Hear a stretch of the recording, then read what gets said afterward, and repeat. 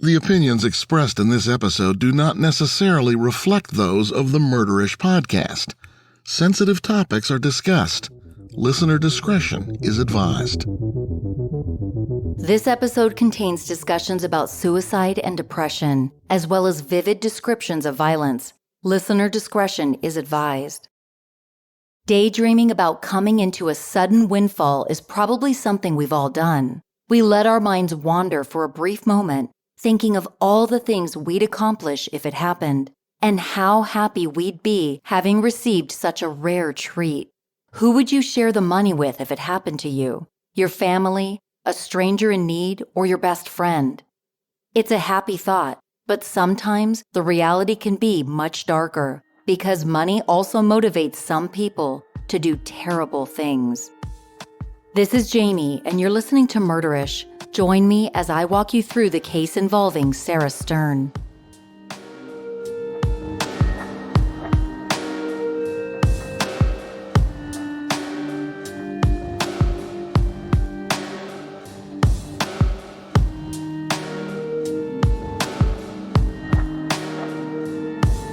This case takes us to Neptune City, a borough in Monmouth County, New Jersey. Named after the Roman water deity Neptune and its proximity to the Atlantic Ocean, Neptune City is a nice setting for raising a family. It's only an hour from New York City, and within 10 minutes, you could be sitting on the beach. It was in this East Coast town that an abandoned vehicle would be the beginning of one parent's worst nightmare. At 2:45 on the morning of December 3, 2016, authorities received a call from an Uber driver letting them know that a car was oddly parked just off the entrance to the Route 35 bridge in Belmar, New Jersey. Responding officers located the vehicle easily at the mouth of what locals called Shark Bridge. It was a silver four-door 1994 Oldsmobile 88. As they approached the car, officers noticed something peculiar. The keys were still in the ignition. Thinking the scene was odd, officers called in the license plate and quickly discovered that it belonged to 96-year-old Lillian Stern. They learned, however, that the car was most frequently driven by Lillian's granddaughter, Sarah Stern. Even more concerning, nobody could find Sarah. Worried that she may have fallen or jumped off the bridge, authorities contacted Sarah's father, who was out of town and on vacation at the time. A search for Sarah began, but they would never find her. Sarah Stern was born to parents Michael and Carla Stern on March 24, 1997. Known to be artistically gifted, Sarah often created stunning art pieces. Sarah was kind-spirited, full of life, and made friends with ease. In first grade, Sarah met Liam McAtasney, who would end up being her closest friend through childhood and into adulthood. The pair navigated the challenges of elementary, middle, and high school, and college was no different. Sarah spent a great deal of time at Liam's house, where he lived with his parents, Quinn and Megan McAtasney, as well as his sister and twin brother. In high school, Sarah swam competitively and played softball, which she excelled at. During her junior year, Sarah discovered another passion, creating art. She spent most of her time creating pencil sketches and watercolors. Her artwork was beautiful, and it brought a lot of joy to those who were lucky enough to receive a piece she had created. In 2013, when Sarah was still in high school, tragedy struck the Stern family when Sarah's mom, Carla, succumbed to cancer. While the loss was extremely difficult to endure, Sarah and her father leaned on each other to get through it. In high school, a boy named Preston Taylor became close with Liam and Sarah. The trio spent a lot of time together and looked forward to attending college soon. While Preston and Sarah never dated, they did attend their senior prom together. After high school, Preston and Liam moved in together, while Sarah continued living at her parents' house in order to save money. After she turned 18, Sarah visited a second property that her parents owned. Liam went with her. While at the house, the friends found a mysterious box. Things would have been much different today had they left the box alone.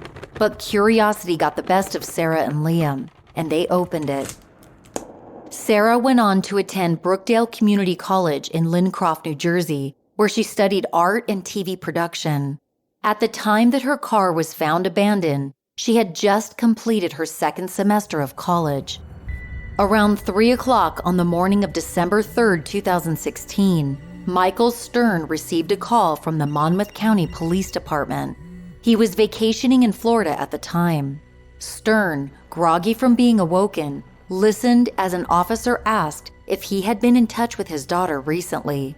Stern recalled their last text exchange from earlier in the week and said he hadn't heard from Sarah all day, and that was odd.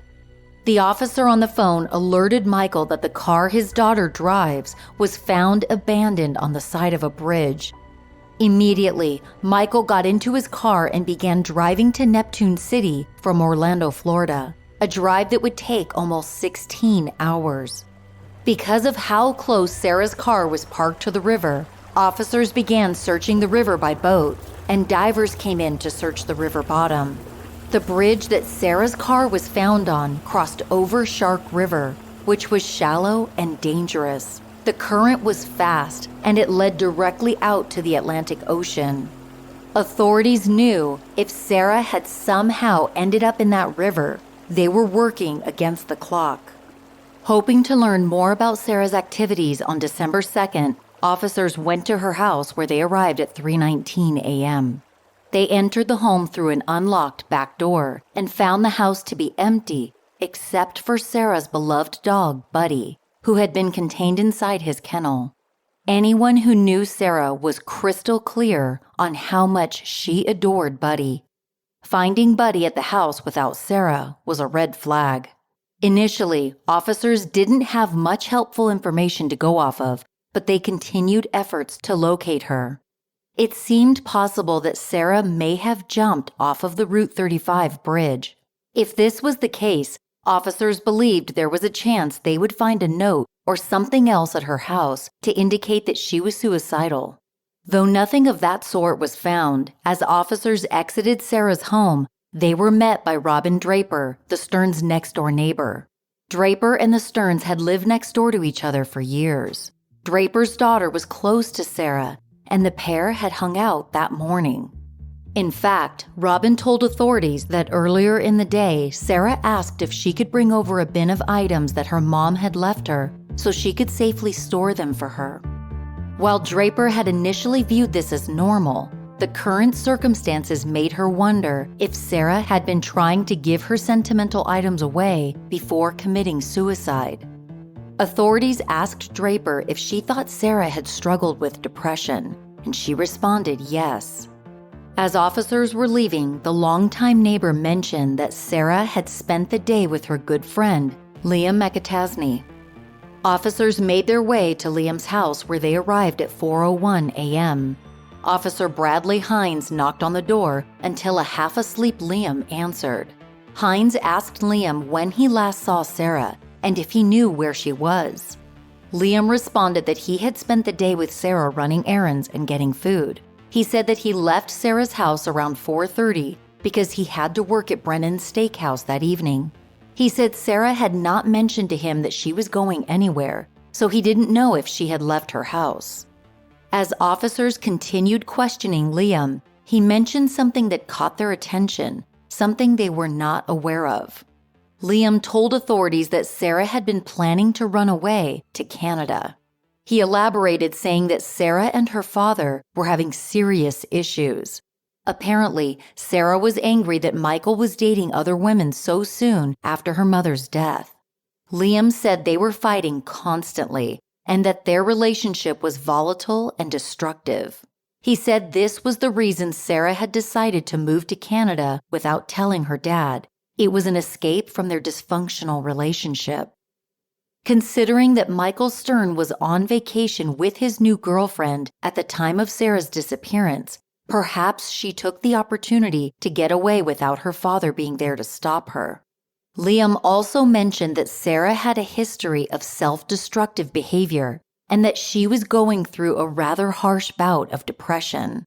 Before leaving, officers asked Liam if there was anything else he could share with them that could shed light on where Sarah might be. He responded saying that he had told them everything.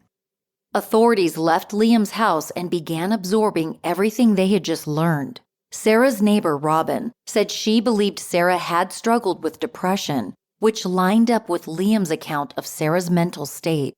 Those comments, coupled with the fact that Sarah had asked her neighbor to keep some of the mementos from her mother, seemed to bolster the idea that Sarah may have jumped off the bridge. Days passed without any new information. Michael Stern arrived home late Saturday evening after a full day of driving and tirelessly calling Sarah's cell phone. With no news and no solid leads, Sarah's family organized a community search to aid authorities in their efforts to find the missing 19-year-old.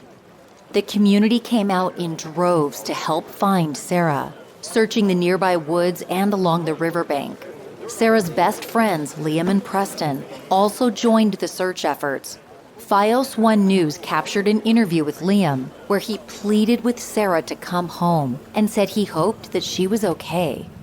With helicopters flying overhead, boats skimming Shark River, and volunteers scouring the nearby land, hope was high that Sarah would be found. Soon enough, investigators made a discovery that had the potential to provide answers to many of their questions.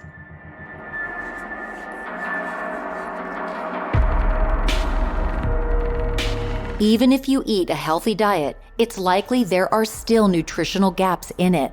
Ritual's Essential for Women 18 Plus multivitamin was created through extensive research to provide women over the age of 18 with nutrients that support brain, bone, and blood health, not to mention antioxidant support. After a university-led clinical trial was conducted, the results showed that Ritual's Essential for Women 18 Plus multivitamin increased vitamin D levels by 43% and omega-3 DHA levels increased by 41% in 12 weeks. Ritual's Essential for Women 18 Plus multivitamin is part of my daily routine because I know they are committed to third-party testing from USP and the Non-GMO Project, so I know there are no questionable ingredients that I'm consuming. I wanted a multivitamin that was formulated specifically to support women and our unique nutritional needs, and one that has been thoroughly vetted to prove its impact, which are additional reasons why Ritual's multivitamin is my go-to. If your current multivitamin hasn't had a clinical trial published in a leading scientific journal or contains any shady ingredients, it's time to ditch it and start getting into a better Ritual, as in Ritual's Essential for Women 18 Plus multivitamin. Right now, Ritual is offering my listeners 10% off your first 3 months. Visit ritual.com/murderish and turn healthy habits into a ritual. That's 10% off at ritual.com/murderish. One of my New Year's resolutions is to be more thoughtful about how I spend my time and money. Instead of standing in line at the post office, I use stamps.com to print U.S. postage from my home printer. Not only do I save a bunch of time, I save money too. With stamps.com, I save up to 40% on USPS rates and up to 76% off UPS. You won't find those discounts by standing in line at the post office. Nope, you'll pay regular price just like everyone else, and you have to actually get dressed and brush your hair to go there. And who has time for all that? Not me. If your business, Etsy shop, or side hustle requires you to mail invoices or ship product, Stamps.com is ideal for you. You just need a computer and a printer and you'll be ready to ship in minutes. There's no special equipment required either. Stamps.com has been a huge time and money saver for me, and I'm pretty sure it's helped my hair not to go gray prematurely because shipping is stress-free. Save time and money this year with Stamps.com. Sign up with promo code MURDERISH for a special offer that includes a 4-week trial, free postage, and a digital scale. No long-term commitments or contracts. Just go to Stamps.com, click on the microphone at the top of the page, and enter code MURDERISH. I was in a Facebook group recently and someone asked, I hear Best Fiends ads on a lot of podcasts. Do people really play that game? There were numerous responses from people saying, yes, I'm completely obsessed with Best Fiends. Best Fiends is the best Match 3 style game because it keeps you engaged and entertained the entire time. You won't be able to put it down once you start playing. It's cute watching my fiends start out as babies and then become more powerful to help me solve the tough puzzles. Whenever I play, which is always, more and more fiends join my team, which helps me decipher puzzles and progress through the game. You can spend your time doom scrolling through social media all day, but if you want to be more entertained and keep your brain muscles strong, try Best Fiends instead. I'll bet that once you play for the first time, you'll be hooked and find yourself playing during commercial breaks while standing in line for coffee or anywhere. Best Fiends content is always fresh because they're constantly adding new challenges. You'll never be bored. Download Best Fiends free today on the App Store or Google Play. That's friends without the R, Best Fiends. Near the spot where Sarah's car was found, authorities noticed that there were 2 cameras. One was underneath the Route 35 bridge, and the other was on the railway bridge that ran parallel to the Route 35 bridge. Feeling hopeful that the cameras may have captured relevant footage from the night of Sarah's disappearance, authorities requested access to the videotapes. But they were met with a dead end. Those cameras had not been working for years. As investigators tried to regroup after receiving such bad news, a glimmer of hope came their way and gave new life to the investigation. A couple of days after learning the 2 video cameras weren't going to be of help, Sarah Stern's neighbor came forward and said she realized that the security camera she had on her porch had a view of Sarah's driveway. The videotapes were handed over to investigators who reviewed the footage that was recorded on December 2nd, the last day that Sarah was seen alive. Throughout the day, Sarah and Liam can be seen on the footage coming and going from Sarah's house, with Liam leaving for good around 4:40 in the afternoon. This was consistent with what he had told officers. Not much happened after Liam left until 11:45 p.m., when Sarah's car is seen backing out of the driveway. Her car drove off in the direction opposite of the camera, so the video didn't capture who was driving Sarah's car.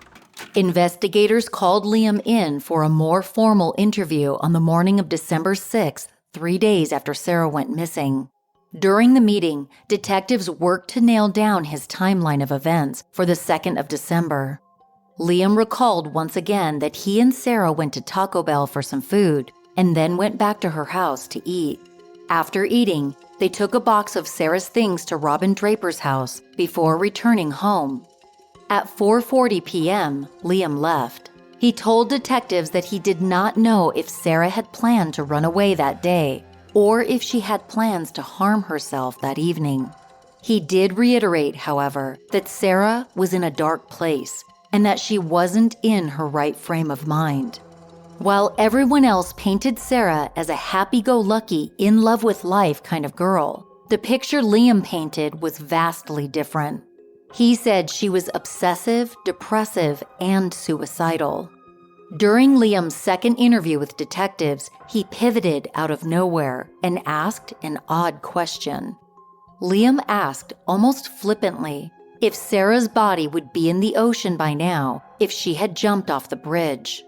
Before officers could respond, the interview was abruptly stopped.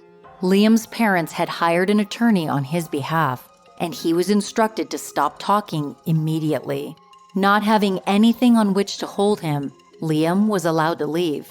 The next day, December 7th, authorities brought in Liam's roommate and Sarah's close friend, Preston Taylor.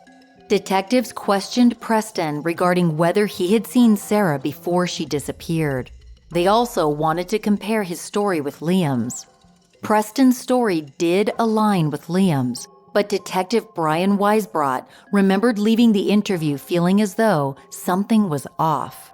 Before the interview ended, detectives asked Preston where he thought Sarah was. He responded saying he assumed she had jumped off the bridge and was somewhere in the Atlantic by now. Later that day, information came to the surface that gave detectives a new direction to follow in the case. Video footage from Kearney Bank in Neptune City showed that Sarah had stopped by the bank in the afternoon on the day she went missing. According to the bank's records, Sarah accessed her safety deposit box and then she left. Detectives immediately went to the bank to see what Sarah had inside of her safety deposit box. They were shocked to find over $25,000 in old and tattered cash inside the box. According to Liam's timeline, he would have been with Sarah while she was at the bank, so why hadn't he mentioned this during his interviews with investigators? Detectives approached Liam again, and he admitted to sitting in the car while Sarah went into the bank. He claimed he didn't know what she did when she went inside, and that it must have slipped his mind because it seemed so unimportant at the time. Around the same time, detectives had come to believe that Sarah had not run away to Canada as Liam claimed. Her dog was left behind in his kennel, and Sarah had not asked anyone to take care of him. Another odd fact was that Sarah's passport and her social security card were both found in her bedroom, along with a significant amount of Canadian money, and nothing from her room had been packed up. All of these circumstances pointed to the probability that Sarah had not just left Neptune City behind.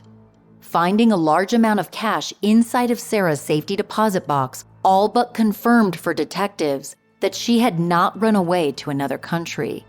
Detectives still needed to figure out how Sarah ended up with all that cash, and whether it had any connection to her disappearance. Unfortunately, 2 months into the investigation, the search parties had not found any sign of Sarah, and detectives had not received any new leads. As everyone began fearing the worst, Sarah's case grew cold as the new year rang in. Toward the end of January 2017, however, detectives caught a break, and it was a big one. During the third week of January, Anthony Curry reached out to the Monmouth County Police Department, asking to speak with a detective working on Sarah's case. Curry was an aspiring filmmaker who had gone to school with Liam, Preston, and Sarah before moving away to pursue his dream. Curry's phone call re-energized the case in a major way. He told officers that only days before Sarah went missing, Liam told him he was going to strangle Sarah and throw her body into the river. On February 1st, 2017, 2 arrests were made. Much to everyone's shock, the 2 men arrested were none other than Sarah's 2 best friends, Liam McAtasney and Preston Taylor. Liam was arrested on charges of murder, robbery, and desecration of human remains. Preston was arrested on charges of hindering apprehension and improperly disposing of human remains. Michael Stern was absolutely heartbroken to learn that Sarah's best friends, 2 people that he had known and loved since they were little boys, could have done something horrific to his daughter. Preston and Liam sat in the county jail for 2 years while awaiting their trials.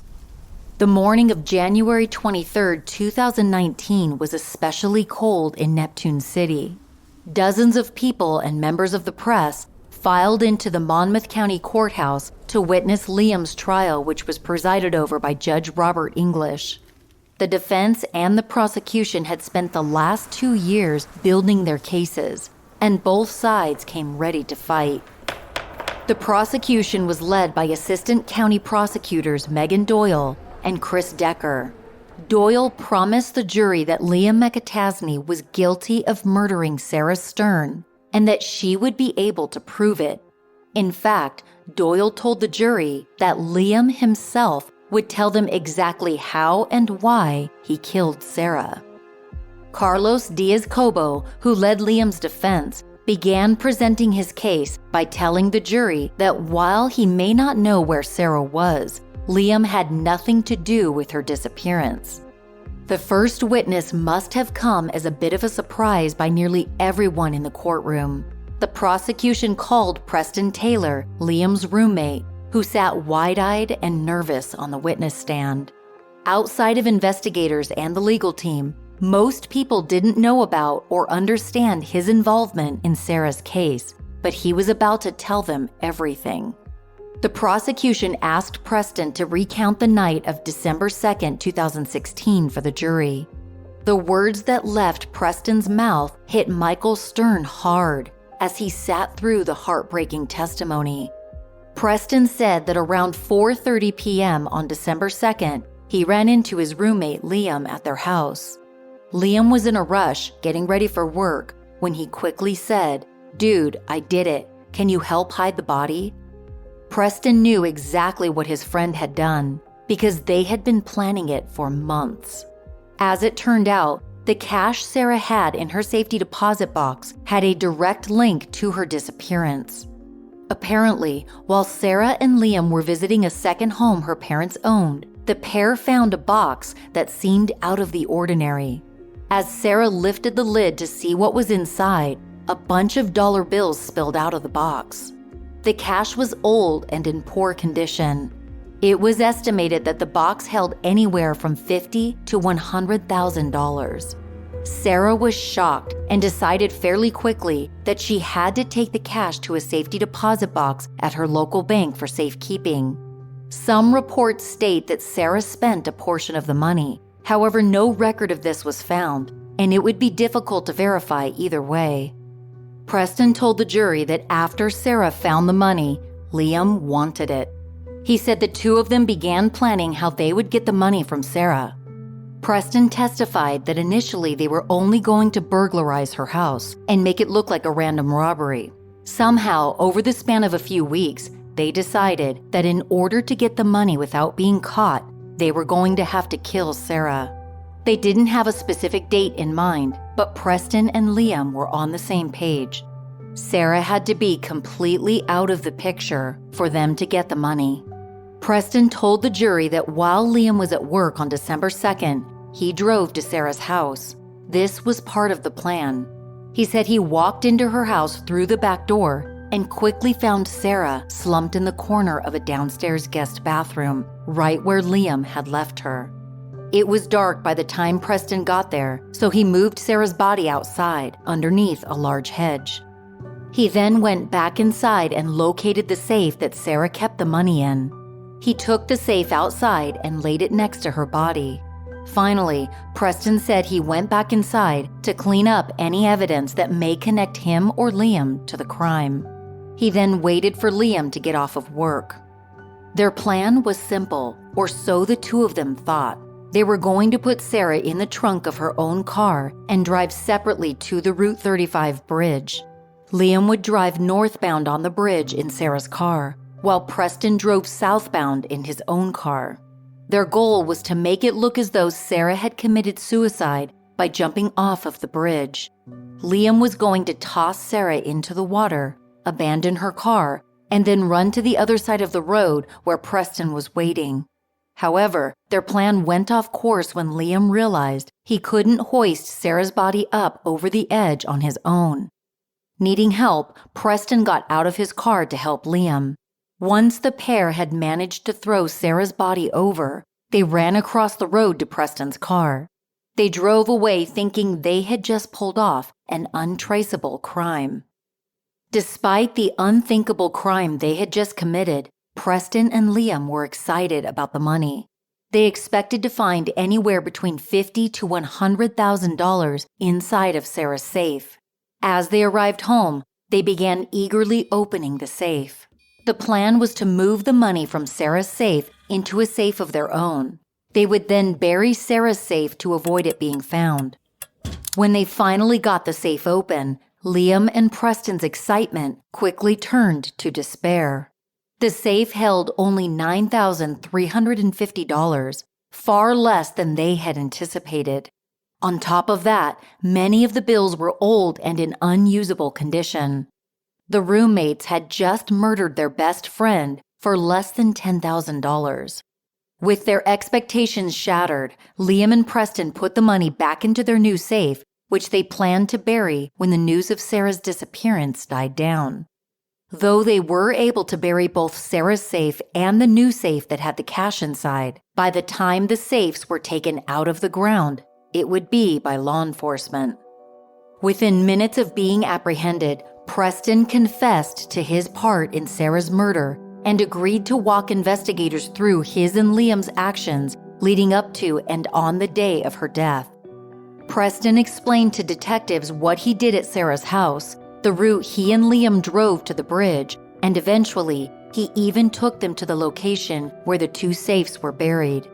The new safe they had put the money in was buried in Shark Park. It was a Century safe that had the serial number 002 imprinted on the label. Based on Preston's confession, corroborated by his ability to locate the safes, authorities were able to arrest Liam as well. At the time he was arrested, Liam had a peculiar key on his keyring. It was a Century safe key that had the number 002 imprinted on the side. During his testimony, Preston was cold, stoic, and unemotional, even as he described dragging his friend's body through her house and out to the bushes. Liam's defense attorney claimed that Preston was lying and that he either acted alone or wanted to play some part in his friend's disappearance so he could feel important. Either way, the defense contended that Preston Taylor was making up a story that implicated Liam and that it had no foundation in reality. While Preston may have been easy for the defense to dismiss, the next witness had Liam on tape. Anthony Curry was called to testify. He was the man who contacted officers in late January, claiming that Liam had told him about his plan to strangle Sarah just days before she went missing. Curry said on the stand that it was Thanksgiving night, November 24th, probably around 11 p.m. He told the jury that Liam reached out and asked if he wanted to hang out since the two of them were in town for the holidays. Curry agreed and met up with Liam. The conversation began normally, but Curry said it took a dark and strange turn when Liam started talking about Sarah. Liam told Curry that Sarah had come into a large sum of cash and that he wanted it. Liam then began conveying his plan to get it from her. Curry said Liam told him that he planned to strangle Sarah, make it look like she committed suicide, and then take her money. He boasted to Curry that his plan was flawless. Curry, an aspiring filmmaker, responded saying that it sounded like the plot to a movie, with which Liam agreed. Curry told the jury that he disregarded the strange conversation with Liam, thinking that Liam was just being his normal, wild storytelling self and wasn't actually planning to kill his best friend. This changed, however, when Curry realized that Sarah had gone missing. Curry said he contemplated whether or not he should go to the police. Part of him still believed that Liam was just kidding and that the situation was just a horrible coincidence. But deep down, Curry knew what he had to do. After telling police what he knew, Curry offered to help with the investigation in any way possible. Detectives wasted no time in asking Curry if he would be willing to get Liam to talk about the murder on tape. Curry bravely agreed. Liam had been trying to hang out with Curry ever since Sarah had disappeared, so meeting up with him was easy. They planned to get together on January 31st, 2017, in the parking lot of a closed store. Authorities outfitted Curry's car with a tracking device, camera, and a microphone. They listened and watched live as Curry drove from the police station to the store where he planned to meet Liam. It was obvious that Curry was nervous during the drive over. Detectives hoped it wouldn't be too obvious when Liam got into his car. Curry pulled into the parking lot and watched as Liam walked up to his car. As soon as he got in, Curry was caught off guard when Liam asked if he could pat him down for a wire. Curry agreed. Not finding any wires, Liam began talking immediately, and the things he said were stunning. Liam not only confessed to murdering Sarah, he gave incredible detail regarding how and why he did it, and the jury heard all of it. On the recorded footage, Liam told Curry that he and Sarah had been hanging out that day. Around 3:45 in the afternoon, he started telling her he had to leave to get ready for work. Sarah got up to walk Liam out. He crept up behind Sarah, put her in a chokehold, and lifted her off the ground. Liam said that Sarah struggled for a long time, but eventually she started going limp. Liam said that Sarah whispered his name as she grew weaker.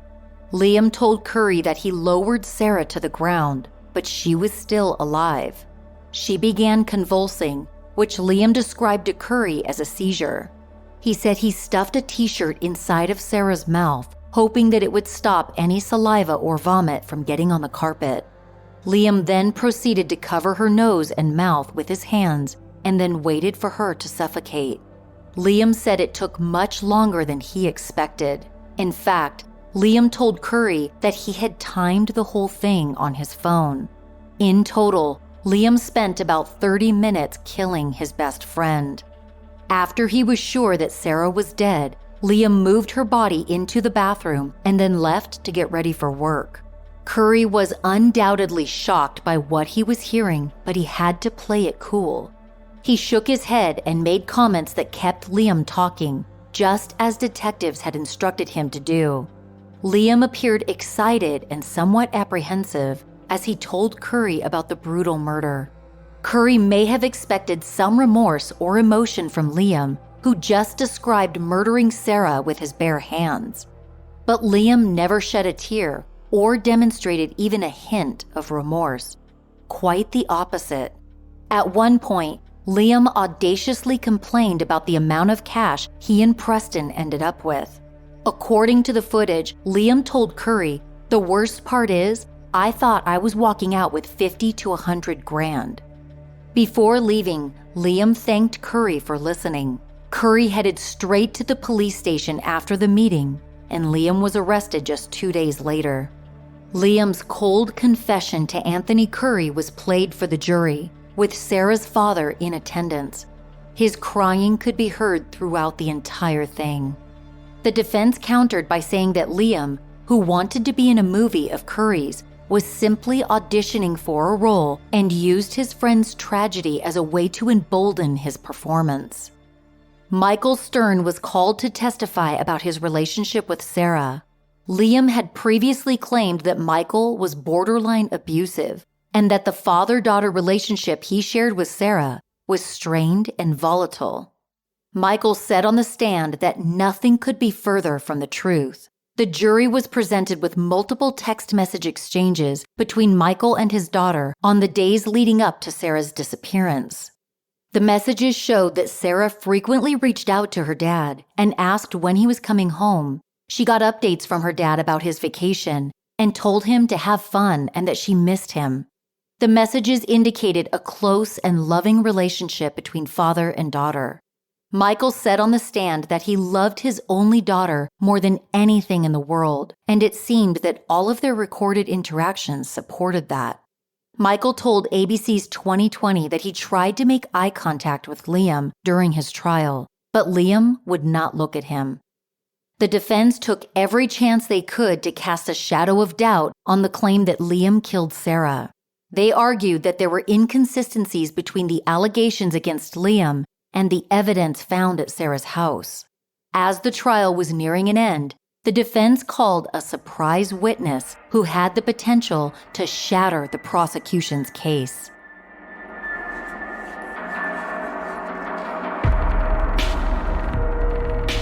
I've got your next podcast binge.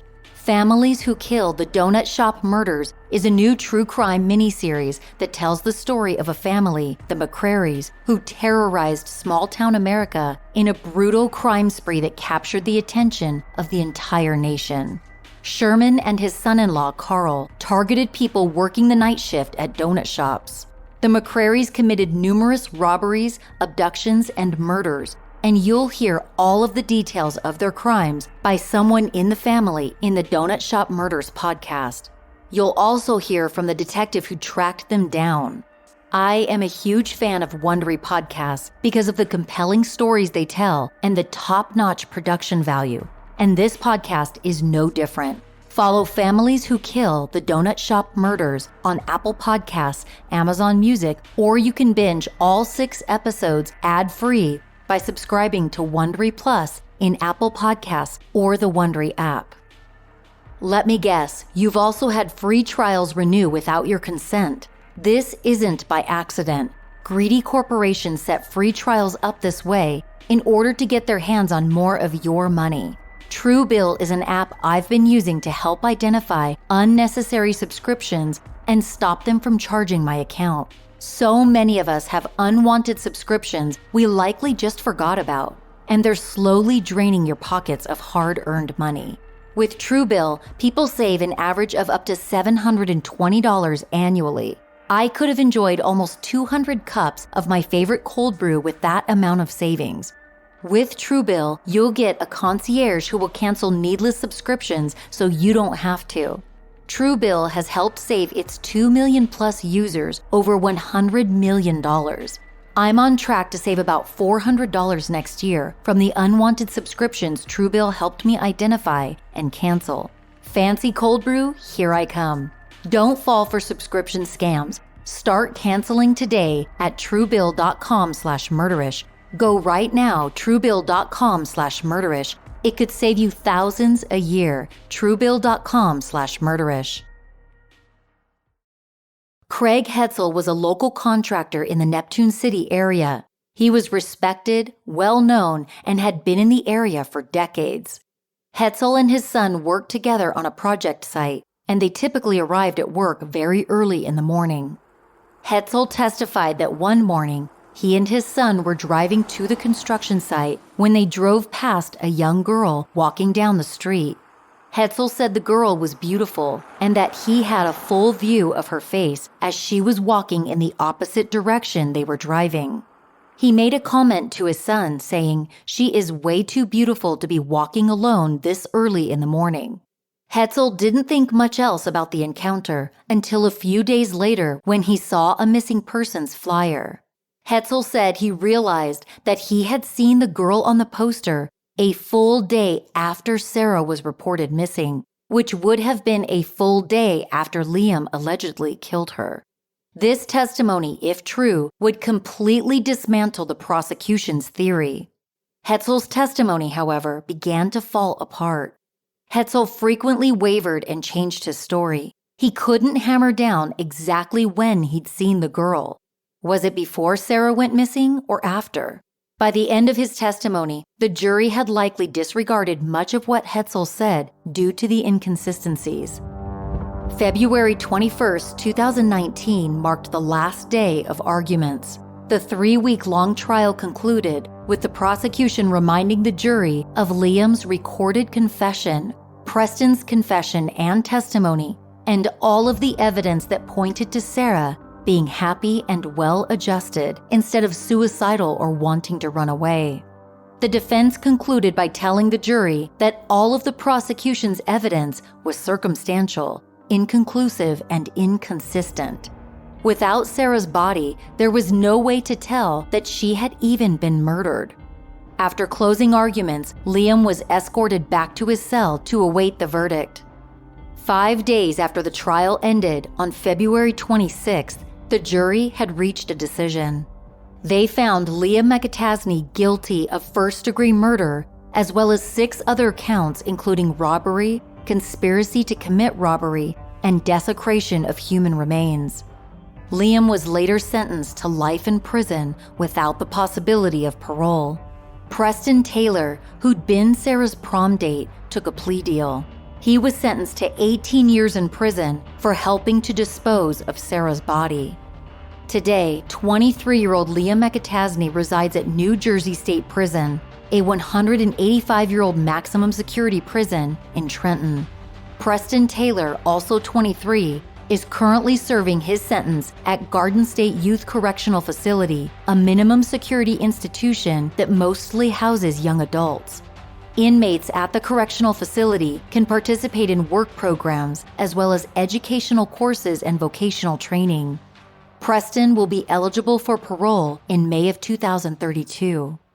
Liam's family still maintains his innocence. His mother, Megan, has gone on record with ABC's 2020 to say that her son was framed, that Preston lied about his involvement, and that Liam's confession to Anthony Curry was nothing but an audition for a movie. Megan said she still believes that Sarah Stern ran away and is alive somewhere, despite there being no evidence to suggest this is true. Sarah Stern would have been 24 years old this year. Her life was cut short by two people she trusted most, 2/3 of the squad, as they used to call themselves. Michael Stern has spent the last few years trying to heal from his daughter's passing. He erected a memorial for Sarah on the bridge where her car was found. As a result of what he heard during Liam's trial, Stern has struggled with horrible nightmares, which serve as a constant reminder of his loss. Though Sarah's body has never been recovered, her father, at the very least, knows that the people responsible for her murder were brought to justice. He visits Sarah's memorial often. A Facebook post from Michael Stern on the Sarah Lee Stern memorial page, dated March 24, 2020, Sarah's 23rd birthday, reads, "On March 24, 1997, Sarah Lee Stern arrived in this world. It is with great sadness another birthday passes without my beautiful and talented daughter here to celebrate. Sarah's spirit will live on through the people she met throughout her short life and the art she created. Her teachers and friends brought out the best in her. I miss her and the pain in my heart aches every day."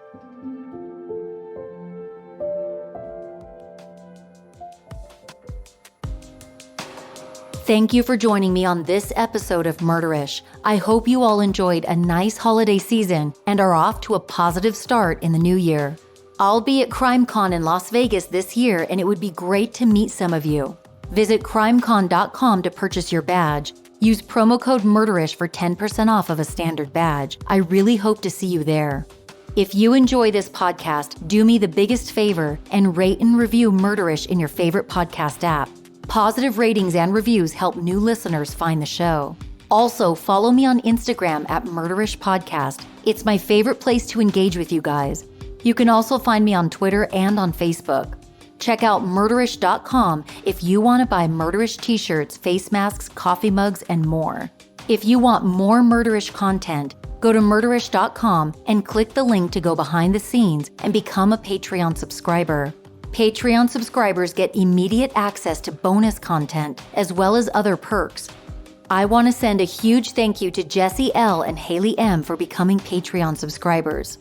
Murderish sound design and audio editing is by Justin Hellstrom. Some of the music was composed by Nico of We Talk of Dreams. This episode was researched and written by Lincoln Edgman. Stick around after the closing music and ads to hear a list of sources used for this episode. As always, Ishers, thank you for joining me on another episode of Murderish. And remember, listening to this podcast doesn't make you a murderer. It just means you're murder-ish.